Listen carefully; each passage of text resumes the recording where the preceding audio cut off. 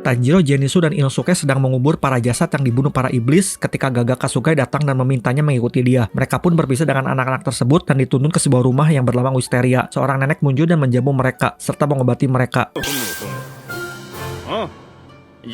Ternyata rumah yang berlambang Wisteria adalah rumah yang pernah diselamatkan oleh pemburu iblis, sehingga mereka menjamu pemburu iblis dengan baik. Ketika malam tiba dan akan tidur, Zenitsu bertanya kepada Tanjiro kenapa Tanjiro membawa iblis. Nezuko pun muncul dan Zenitsu pun cemburu pada Tanjiro karena membawa seorang gadis cantik selama ini. Dia pun berusaha mendekati Nezuko melalui Tanjiro. Setelah sembuh, Gaga Kasugai muncul dan menyuruh mereka bertiga ke Gunung Natagumo. Mereka pun pamit dan melanjutkan perjalanan. Ketiga orang tersebut sampai di Gunung Natagumo pada malam hari. Di kaki gunung mereka bertemu dengan seorang pemburu iblis yang terluka. Ketika mencoba mendekat, pemburu iblis yang terluka tiba-tiba tertarik oleh sesuatu ke dalam hutan. Tanjiro dan Inosuke bergegas di dalam hutan, meninggalkan Zenitsu yang ketakutan sendirian. Sesampainya di tengah hutan, mereka melihat banyak sarang laba-laba menempel di mana-mana. Tak jauh mereka bertemu dengan Murata, seorang pemburu iblis lainnya yang lebih senior, dan dia menceritakan bahwa pemburu iblis yang sebelumnya masuk ke hutan tiba-tiba bertingkah aneh dan saling membunuh, hingga tersisa dia sendiri saja. Sementara Zenitsu yang tinggal sendirian di gunung menyadari Nezuko ikut dengan Tanjiro. Dia pun bergegas masuk ke dalam hutan dengan tujuan ingin melindungi Nezuko. Sementara itu Tanjiro dan dua orang lainnya masuk jauh lebih ke dalam hutan. Mereka diserang oleh pemburu iblis yang sebelumnya saling bunuh itu, dan menyadari mereka dikendalikan oleh jaring laba-laba. Tiba-tiba muncul seorang iblis berbentuk anak kecil berambut putih yang mengatakan agar jangan mengganggu keluarganya. Inosuke menggunakan kemampuan pendeteksi udaranya untuk menemukan pengendali benangnya. Menemukan sang pengendali benang, Murata, sang pemburu iblis, menyuruh Tanjiro dan Inosuke pergi. Sementara dia akan mengendalikan situasi di sana. Di tengah jalan mereka bertemu pemburu iblis lainnya yang masih hidup, tapi dikendalikan oleh benang laba-laba dan menyuruh Tanjiro minta bantuan. Mother, sang pengendali benang, dipaksa oleh Rui, anak iblis pria, untuk cepat membunuh semuanya. Ketakutan, Mother pun terus berusaha membunuh Tanjiro dan Inosuke, termasuk menggunakan pemburu iblis yang ternyata masih hidup walaupun tulangnya telah patah semua. Tanjiro menemukan cara melumpuhkan mereka, yaitu menggantungkan ke atas pohon, sehingga Mother tidak bisa mengendalikan benangnya. Marah, Mother pun membunuh ketiga pemburu iblis tersebut. Tak jauh mereka bertemu kembali sosok raksasa tanpa kepala yang dikendalikan Mother. Bekerja sama, Tanjiro dan Inosuke berhasil membunuh iblis tersebut. Inosuke melempar Tanjiro sehingga dia berhasil menemukan Mother dan membunuhnya.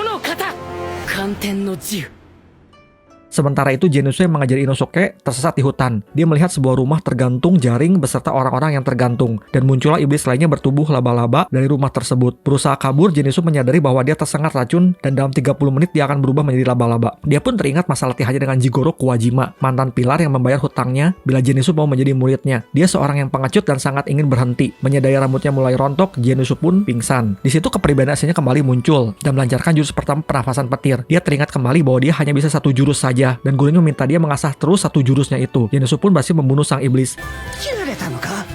Tapi karena racunnya sudah menyebabkan dia tidak bisa bergerak lagi. Sementara itu Tanjiro dan Inosuke bertemu dengan iblis sang ayah. Berusaha melawan berdua, Tanjiro terlempar jauh oleh kekuatan sang ayah, sehingga Inosuke lah yang harus menghadapinya sendirian. Terlempar jauh, Tanjiro bertemu Rui yang sedang melukai kakaknya. Tanjiro mengatakan bahwa ikatan persaudaraan yang mereka miliki palsu. Rui pun marah dan menyuruh Tanjiro menarik kata-katanya. Sementara itu Inosuke yang melawan sang ayah kesulitan karena kulit sang ayah yang sangat tebal dan Inosuke tidak bisa melukainya. Tapi akhirnya dia berhasil memotong tangan sang ayah dengan berkali-kali mengayunkan pedangnya. Sang ayah pun terkabur ketakutan. Di atas pohon, sang ayah bertransformasi menjadi lebih besar sehingga Inosuke sama sekali tidak bisa mengeimbanginya. Di tengah kesulitan hampir mati, Tomioka Gyulah, salah satu pilar, datang dan membunuh sang ayah serta menyelamatkan Inosuke.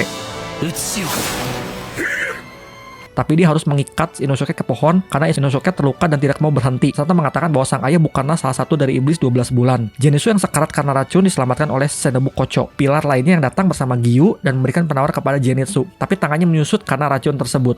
Tanjiro yang melawan Rui mulai bisa mendeteksi bau benang dari Rui, tapi ketika ingin memotong benang Rui, pedang Tanjiro lah yang terpotong. Masih beruntung Tanjiro bisa menghindari benang Rui walaupun terluka di pipinya. Rui menyerang dengan serangan yang tidak bisa dihindari Tanjiro, dan tiba-tiba Nezuko datang dan melindungi Tanjiro sehingga tangannya hampir putus. Rui yang melihat itu merasa iri karena sang adik melindungi sang kakak dan merasa bahwa ikutan itulah yang dia inginkan selama ini. Maka dia memberikan syarat agar menyerahkan Nezuko dengan sukarela dan Tanjiro tidak akan dibunuh. Tanjiro tentu saja menolak. Marah, Rui mengungkapkan bahwa dialah anggota dari iblis 12 bulan. Dia menyandar Nezuko dan mau membunuh Tanjiro. Tanjiro mengakui bahwa level Rui berbeda dari iblis lainnya. Dia berkonsentrasi dan mengeluarkan jurus final yaitu perubahan naga dan berhasil memotong benang Rui. Tapi Rui menggunakan seni darah dan membuat benangnya menjadi merah. Menyadari tak bisa memotongnya dan diambang kematian, Tanjiro mengalami flashback dan mengingat nasihat ayahnya tentang pernafasan dan gerakan tari ayahnya.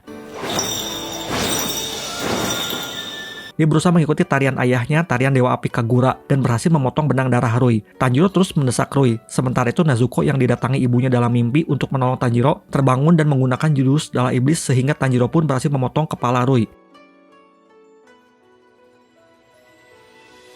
Tapi ternyata Rui belum mati karena dia memotong kepalanya sendiri sebelum Tanjiro memotong kepalanya. Sedangkan Tanjiro sudah tidak bisa bergerak karena kelelahan. Di ambang kematian, Tomioka Gyu kembali datang dan menyelamatkan Tanjiro serta mengeluarkan jurus ke-11. Tanjiro terkejut karena hanya ada 10 jurus saja secara resmi. Tomioka Gyu lah dan dengan mudah memotong benang darah Rui dan memotong kepalanya. Sementara itu Shinobu Kocho mendatangi sang kakak yang akan membunuh Murata dan mengatakan akan menyikat sang kakak karena sudah membunuh dan memakan banyak orang. Dia pun menggunakan racun untuk menghukum sang kakak hingga mati. Menjelang kematiannya, Rui mengingat kehidupannya ketika menjadi manusia. Dia lahir dengan tubuh yang lemah dan suatu hari Muzan mendatanginya dan menjadikannya iblis. Rui pun membunuh orang tuanya sebelum menghilang. Dia meminta maaf dan arwahnya pun bersatu kembali dengan orang tuanya. Shinobu Kocho pun datang dan ingin membunuh Nezuko, tapi Tomioka melindunginya. Kocho mengatakan bahwa Tomioka melanggar kode etik pemburu iblis. Tomioka tidak peduli dan menyuruh Tanjiro membawa Nezuko pergi. Sempat bertarung, Kocho kabur karena tidak ingin membuang waktu. Tomioka pun mengejarnya. Sementara itu Tanjiro dihentikan oleh Tsushiyuri yang adalah adik angkat Kocho. Tsushiyuri membuat pingsan Tanjiro dan mengejar Nezuko. Tomioka sempat menangkap Kocho. Kocho menanyakan alasan dia melindungi iblis, tapi Tomioka tidak bisa menjawabnya. Sesaat sebelum Kocho menyerang, Gaga Kasugai datang dan membawa pesan agar Tanjiro dan Nezuko dibawa ke markas pusat. Para pemburu iblis pun membawa semua yang terluka ke markas pusat. Tanjiro sadar dari pingsannya dalam keadaan terikat dan di depannya sudah ada pilar, tingkat tertinggi dari pemburu iblis. Kocho menanyakan kenapa Tanjiro membawa iblis. Tanjiro pun berusaha menjelaskan bahwa Nezuko belum pernah dan tidak akan memakan manusia. Tapi para pilar tidak peduli dan merasa bahwa sebaiknya Tanjiro dan Nezuko langsung dibunuh saja. Tak lama Sanemi, sang pilar, datang membawa Nezuko dan menusuknya. Tanjiro marah dan berhasil menanduk Sanemi yang adalah seorang pilar. Sanemi marah dan ingin membunuh Tanjiro. Tapi ketua pemburu iblis pun datang dan meminta mereka menerima Nezuko serta memanjakan surat Urokodaki yang menjamin dengan nyawanya Tanjiro dan Tomioka bahwa Nezuko tak akan pernah memakan manusia. Sang tetua pun mengatakan bahwa Tanjiro juga telah bertemu Muzan yang membuat seluruh Hashira sangat terkejut karena tidak ada seorang pun yang telah bertemu Muzan selama ini. Dan dia mengatakan Nezuko adalah hal yang tidak terduga bahkan oleh Muzan. Tapi mereka tetap tidak menerima Nezuko dan Sanemi berusaha membuktikan dengan memberikan Nezuko darah serta menusuknya dengan harapan Nezuko marah dan menyerangnya. Nezuko yang melihat darah mati-matian berusaha menahan hawa nafsunya. Ketika mendengar teriakan Tanjiro, dia teringat bahwa manusia adalah teman. Nezuko pun memalingkan mukanya. Sang tua akhirnya mengakui dan menerima mereka berdua sebagai pemburu iblis dan meminta terus mengembangkan diri. Koncho meminta agar Tanjiro dan Nezuko dirawatnya dan mereka pun dibawa. Di klinik dia bertemu Zenitsu yang protes karena pahitnya obat dan juga Inosuke yang pita suaranya hancur karena cakikan sang ayah dan bersyukur mereka baik-baik saja. Nezuko pun diberi ruang sendiri terpisah untuk memulihkan diri dan dia pun segera tertidur. Sementara itu pertemuan Hashira terus berlangsung. Tua mengatakan bahwa iblis sangat aktif dan jumlah korbannya terus bertambah. Para pilar menyayangkan kualitas para member baru yang sangat rendah. Tetua mengatakan bahwa mengingat iblis 12 bulan sudah keluar, maka Muzan diperkirakan sudah turun gunung dan dia meminta para Hashira yang merupakan pilar terkuat selama pengguna teknik pernafasan untuk terus berjuang. Kocho sang pilar serangga datang ke klinik untuk memulai latihan pemulihan. Latihan tersebut meliputi latihan stretching, refleks, mengangkat gelas, dan kejar-kejaran yang dipimpin oleh Kanao dan Aoi. Walaupun Tanjiro dan Inosuke menderita karena latihan tersebut, tapi Zenitsu menikmatinya karena bisa bersama gadis cantik. Tanjiro dan Inosuke mengalami kemajuan, tapi kalah terus oleh Kanao. Para pelayan Kocho mengatakan bahwa dia harus melatih teknik pernafasan penuh selama 24 jam non-stop. Juga latihan meniupkan diri sampai pecah.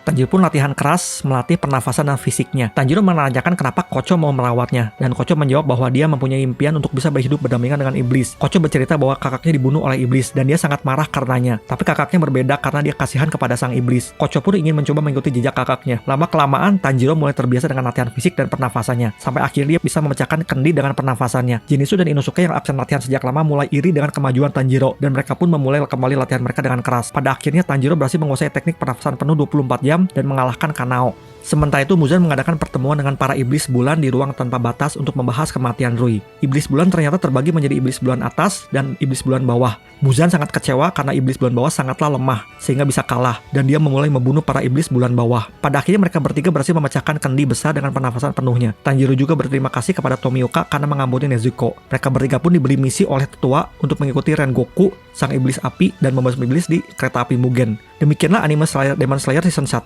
Cerita berlanjut ke movie Mugen Train dan nanti season 2-nya yang akan ditayangkan pada 2021 ini. Terima kasih.